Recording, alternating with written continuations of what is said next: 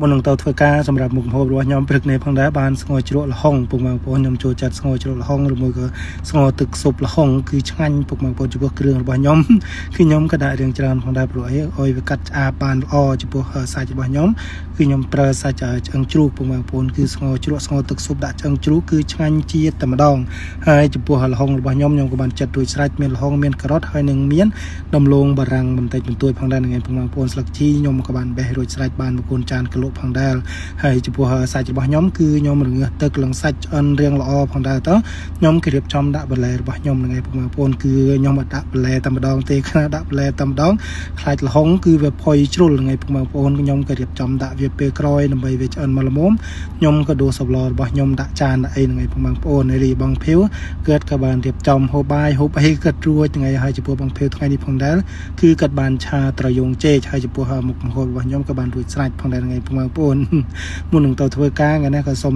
ស្ងោរជ្រក់ស្ងោរទឹកស៊ុបល្ហុងតែចំពោះជ្រក់របស់ខ្ញុំគឺខ្ញុំប្រើជ្រក់អំពិលបងប្អូនប្រើជ្រក់អំពិលគឺឆ្ងាញ់រសជាតិរបៀបដិតដាក់ទឹកត្រីដាក់រ៉ូឌីដាក់ប៊ីចេងដាក់ខ្ទឹមបន្តិចមកដាក់ទឹកស៊ុបបន្តិចមកគឺដាក់ម្ជូរអំពិលដាក់អីទៅគឺដាក់ម្ទេសគឺឆ្ងាញ់ហ្នឹងឯងបងប្អូនកន្លែងហ្នឹងគឺតកែរបស់ខ្ញុំបានបបួលបងទៅបេះទុរេនមកបន្តិចទៅខ្ញុំគេរៀបចំទៅពុះទុរេនឲ្យអ្នកម្ដាយតកែរបស់ខ្ញុំរួចតកែរបស់ខ្ញុំគាត់ក៏បានបបួលខ្ញុំមកទិញដើមទុរេនបន្តទៀតរៀបង3នាក់ហ្នឹងគាត់ធ្វើការនៅផ្ទះហ្នឹងឯងបងប្អូនគឺពួកគាត់ថ្ងៃនេះគឺគាត់បេះទុរេនពីព្រឹករួចហើយទៅតកែរបស់ខ្ញុំគាត់ក៏បានឲ្យពួកគាត់ចោះដីដើម្បីរៀបចំដាំទុរេនរីខ្ញុំក៏មកទិញដើមទុរេនជាមួយតកែរបស់ខ្ញុំផងដែរក៏ជិះឡានមករៀងឆ្ងាយបងប្អូនប្រហែលជា50 70គីឡូដីផងដែរក៏បានជិះឡានទៅបន្តទៅក្រោយពីទិញកាហ្វេក៏បានមកដល់កន្លែងគេលក់ទុរេនហើយចំពោះដើមទុរេននៅទីនេះគឺគេលក់ថោកបងប្អូនហើយចំពោះដើមដែលតកែរបស់ខ្ញុំក៏ទិញហ្នឹងគឺថោកទេតម្លៃគឺក្នុងមួយដើមត្រឹមតែ150បាតទៅ 1.75 រៀលទេបើគិតជាលុយខ្មែរយើងរបៀបគិតពេញបងប្អូនហើយចំពោះដើមក៏ធំមែនទែនបើនៅកន្លែងផ្សេងប្រហែលជា200ជាងប៉ុន្តែបើថានៅស្រុកខ្មែរយើងខ្ញុំក៏ដឹងដែរហ្នឹងឯងបងប្អូនចំពោះដើមប៉ុណ្ណឹងក៏តើនៅស្រុកខ្មែរយើងគេលក់តម្លៃប៉ុន្មានប៉ុន្តែនៅទីនេះគឺតម្លៃធូរថ្លៃបងប្អូនដើមប៉ុណ្ណឹងគឺគេលក់ត្រឹមតែ150បាតទៅ 1.75 រៀលទេបងប្អូនដើមធំល្អមែនទែនចំពោះថ្ងៃនេះថៅកែរបស់ខ្ញុំគាត់ក៏ទិញទៅច្រើនផងដែរហ្នឹងឯងបងប្អូនហ្នឹងថៅកែរបស់ខ្ញុំក៏ធ្លាប់ទិញទុរេនម្ដងហើយបងប្អូនក៏មុនគឺក៏ទិញទៅ50ដើមហើយចំពោះថ្ងៃនេះគាត់ក៏មកទិញ80ដើមទៀតហ្នឹងឯងបងប្អូនព្រោះនៅកន្លែងហ្នឹងគេលក់ធូរថ្លៃហើយតម្លៃគួរសមមែនទែនហើយមុនដំបូងថៅកែរបស់ខ្ញុំគាត់មកទិញបងប្អូនគឺគេលក់ឲ្យតម្លៃក្នុងមួយដើម20000រៀលដល់ពេលនេះទៅថៅកែរបស់ខ្ញុំគាត់ក៏សុំតគេបងប្អូនព្រោះនៅទីនេះយើងអាចតថ្លៃគ្នាបានផងដែរដូចប្រទេសយើងផងដែរហ្នឹងឯងបងប្អូនសម្រាប់ការលក់ដូរគឺថៅកែរបស់ខ្ញុំទិញនៅទីណាក៏ដោយបងប្អូនក៏ទិញអ្វីក៏ដោយក៏តថ្លៃគេគ្រប់កន្លែងតែម្ដងឯងហើយក៏តថ្លៃគេក៏បញ្ចុះតម្លៃរៀងច្រើនផងដែរចំពោះថ្ងៃនេះក៏ទិញនឹង80ដើមទៅហើយគេក៏បញ្ចុះតម្លៃច្រើនផងដែរហ្នឹងឯងបងប្អូនមួយដើម20000រៀលគេបញ្ចុះតម្លៃអស់5000រៀលអញ្ចឹងនៅសល់15000រៀលហ្នឹងឯងបងប្អូនគឺតម្លៃធូរថ្លៃមែនទែនហើយចំពោះថៅកែរបស់ខ្ញុំគាត់ក៏ទិញ80ដើមគាត់ប្រមុន50ដើមទាំងអស់គឺ130ដើមផងដែរគឺទិញអាសាមុនគឺអត់តាន់ដាំរួចស្រេចទេបងប្អូនប្រហែលជាដាំថ្ងៃនឹងផងដែរ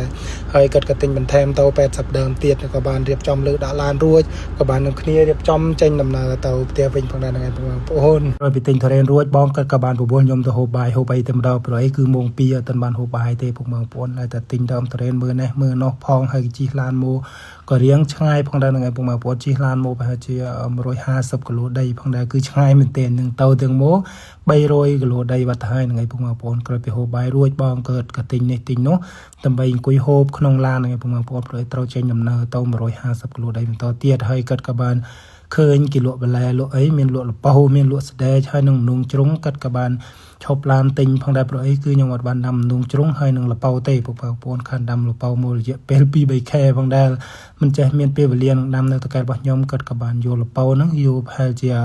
4គីឡូផងដែរហ្នឹងបងប្អូនយកលប៉ោ4គីឡូហើយនឹងនំជ្រុងហ្នឹង4គីឡូផងដែរហើយចំពោះនំជ្រុងនេះម្ដាយរបស់គាត់គឺគាត់ចូលចិត្តហូបបងប្អូនសម្រាប់ខ្ញុំក៏បានយកជាស្ដេចវែងស្ដេចគោយក2បាច់ផងដែរហើយក៏បានទិញរួចក៏បានរៀបចំចេញដំណើរទៅមុខទៀតក៏បានមកដល់ល្មមដល់ផ្ទះបងប្អូនហើយមកដល់ផ្ទះបងយ៉តបងអីគាត់ក៏ធ្វើការនៅទីនេះឯងបងប្អូនថ្ងៃនេះគាត់ជំនះដីអស់ជាស្រ័យផងគាត់ពូនដើមទុរេនហើយនឹងជីកដីហើយនឹងរៀបចំដាំទុរេនផងដែរហ្នឹងឯងបងប្អូនក៏បានជិះឡានមកដល់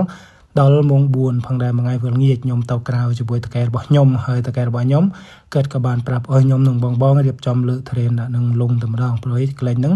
ก็ตันดอลมงเตพวกมาพอตันดอลมงเตให้กัดกับบานออยโกนเจ้าบอกกัดให้เรียบจอมโยเทรนโยไอดะหนึ่งลงกัดทับดะขังกราวเต้าดับเบิลจอลโลทอยเทรนโดลโปรไอคือปนเมื่อยหนุ่มบังเพล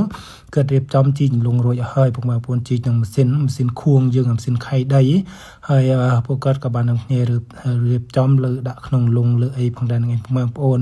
ให้จะพวกกันเงี้ยคือจะไงพวกมาปนโดยแต่เปคลาให้ยมก็เต้าจมวยตะการระบายยมเวลังเยี่ยให้จะพวกบ้องเกิดทวการเอาตีนี่พังได้เปคลาสกายบ่ยอมกับเตาเทเรียระมวยกับเตาติงนี่ติงน้องกับแต่ปบัวยอมเตาจมวยกัดจังไงพวกบางปนเรียบองกัดกันเนี่ยทวการเอาตีนี่โดยคลุนแอนทวการโดยคลุนแอนยังไงพวกบางปนคือจะพวกกายเงียให้จะพวกวิดีโอบ่ยอมก็มีแต่เป็นหนึ่งตีเอาคุณพวกบางปนในบ้านจำนายเปเรียดมีน้ำไหลเมื่อวิดีโอยอมได้จบพังได้เอาคุณพวกบางปนจำเรียบเรียสุขสบายทั้งออกเนียเอาคุณพวกบางปนบาย